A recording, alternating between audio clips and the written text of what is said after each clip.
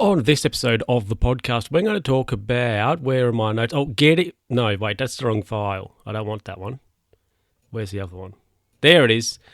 Suspicious text, getting started guides, and speeding. I tell you what, this has been a very smooth start to the podcast, hasn't it?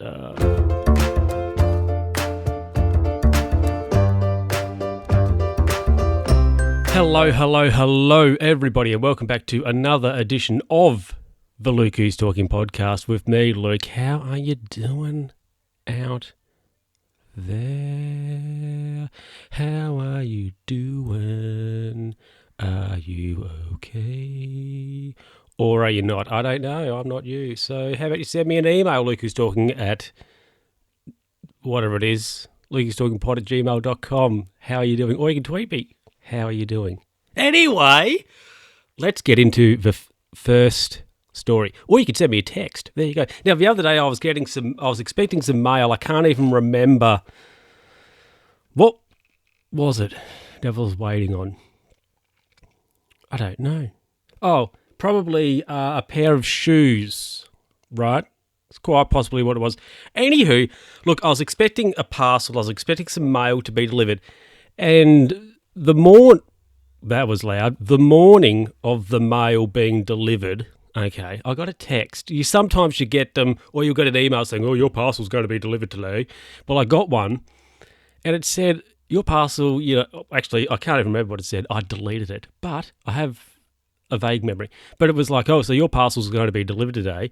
Reply, option 1, 2, or 3 with what options you want. So, like, say, option 1 was leave it in a safe place at your door. Option 2 was something like you'll collect it from the post office. Option 3 was, I don't know, if a delivery guy will burn the box on the lawn. I can't remember what it was. But I looked at this message and I thought to myself, it just looked a bit sus. It looked a little bit not quite legit because actually, is it the first? I don't think I've actually ever had a text message before saying that my parcel would be delivered. I usually get an email saying from Australia Post would say, your parcel will be delivered on this date, or between these dates, and then you'll get one saying, well, it's going to be delivered on this date, and then after it's been delivered, you'll get one saying, oh, your parcel's been successfully delivered. Not a text. That's why I thought to myself, this text message seems a little bit suspicious, a little bit unusual, a little like a break from, I was about to say a break from tradition. Nah, but a break from the norm. Something a little bit odd, not particularly, what I was expecting. So I deleted it. I didn't reply back. I was like, that seems a little bit odd to me. Bin a Rooney. I'm just trying to think. I wonder if I actually got a email about it saying I probably did. Whenever I get an email about a package, typically I delete it. It'd be like, oh, it's got to be here this day. You're like, okay, you get rid of it. It's been delivered. I mean, it's not important. As long as I've got the stuff in my hands, you're gone. But the text, it was a little bit interesting. It was a little bit unusual, a little bit different. And I've thought as a result of that, typically that doesn't happen. You don't get a text. So I binned it. But anyway, I got my stuff. That's the main thing. I assume it was either, I don't know, one of two things. Anyway, whatever it was, I'm not expecting any more mail because it's all turned up. So, but yeah, the text, it was a little bit odd, suspicious. It was a little bit suspicious, I thought, so I binned it. Anyway, after that pretty uneventful story, I got something that's very mildly spicy coming up. So a couple of weeks ago, last week it was, I got myself a new insulin pump. I got myself an upgrade. So I went from the Medtronic 640G to the Medtronic 670G. Very fancy. And I was going through, I have it in my hands here, I was going through the Getting Started with MiniMed 670G insulin pump. So it's like a quick start guide. A quick start guide that is, how many pages? 80 an 80-page quick start guide. It's actually one of 3 manuals. You get a nice little box, and there's 3 manuals in it, and each has a various different thing. Anyway, as I was flicking through the getting started guide, the quick start guide, I came across a particular piece of information I was very slightly amused with, because I am actually 6 years old, everybody. So, getting started, the frequently asked questions on page 43. Now, section 11 of the frequently asked questions area there's 2 very sensible questions, and one, not to say that the third question is not unsensible, but I wasn't expecting it. Okay, so just a bit of context. With the insulin pump, you have there's a injection site, could I say?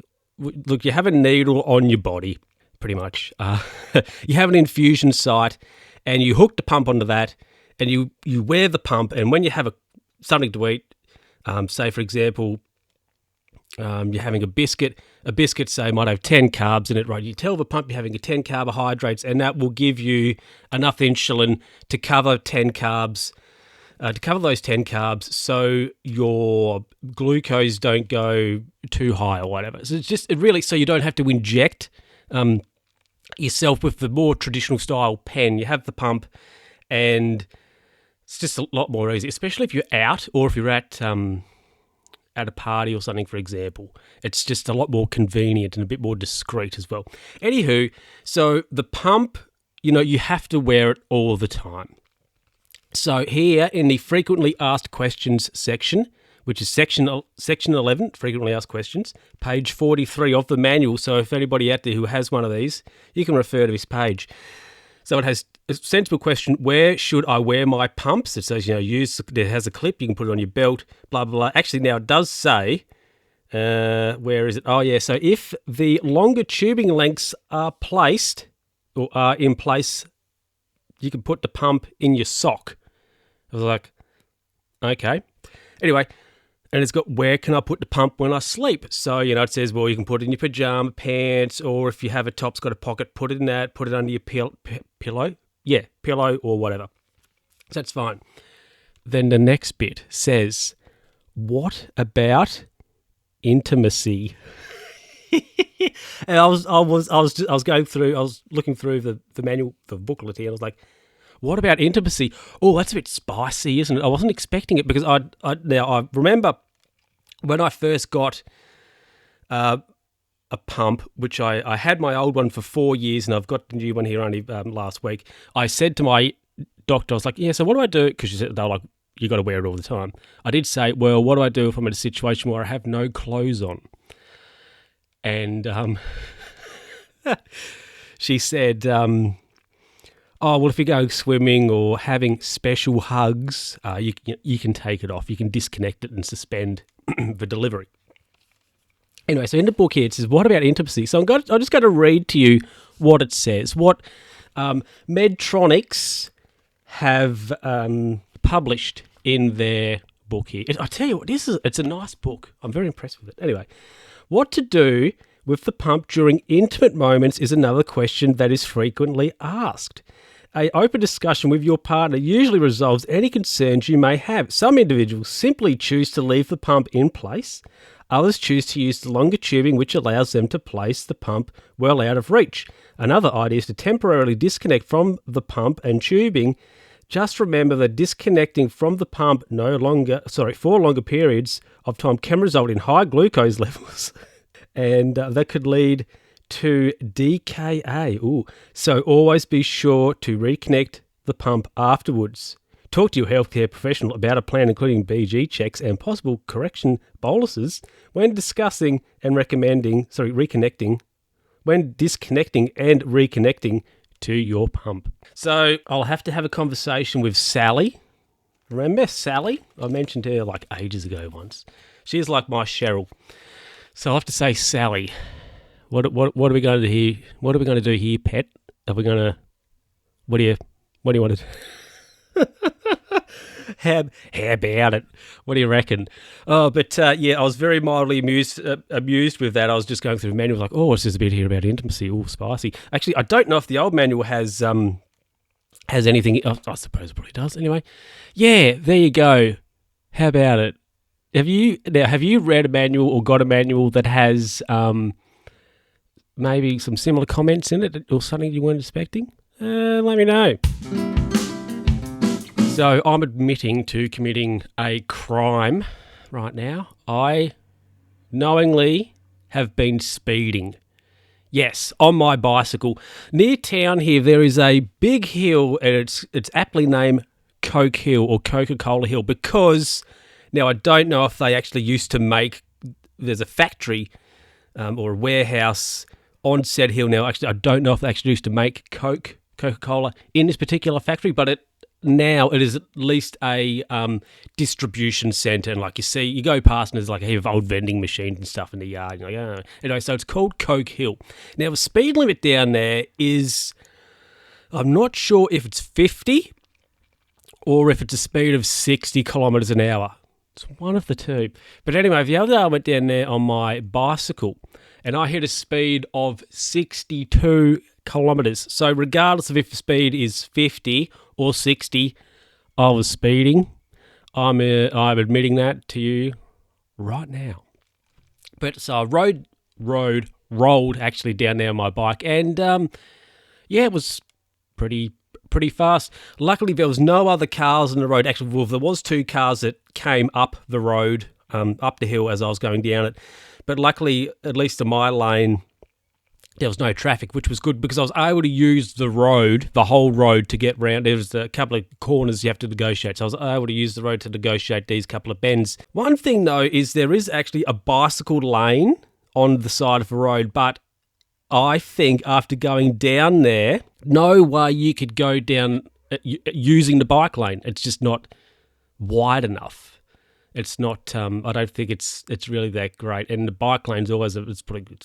It'd have a lot of gravel and junk in it. But anyway, I got down the hill safely. And when I got home, I had a look on my app Strava. I have an app called Strava, and it syncs up my rides, and you can compare how quick you go down or how quick you go on particular segments of roads and things, much like the hill. So I had a look on the hill to see what the quickest speed down there was, and the quickest speed down there was 75 k's.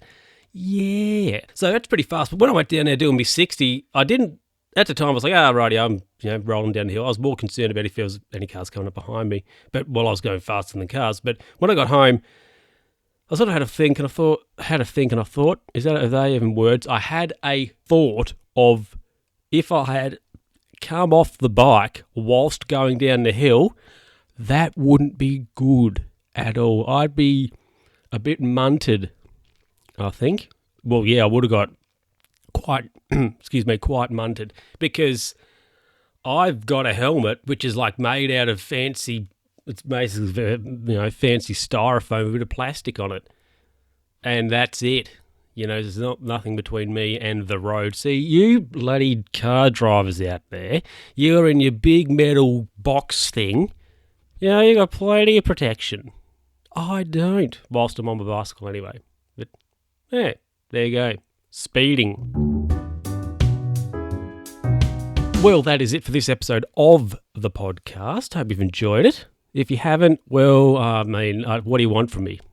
You're not paying for this. So, and I'm not getting paid to do it. So, there you go. Anyway, you can send me a tweet, L_who's talking. Send us an email, lucastalkingpod@gmail.com. If you want to share it with a friend.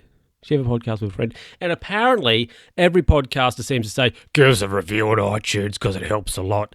So, if you want to give us a review on iTunes, because apparently it helps a lot. So, there you go. Anyway, I'll catch you next time. I feel this has been a very unspicy episode.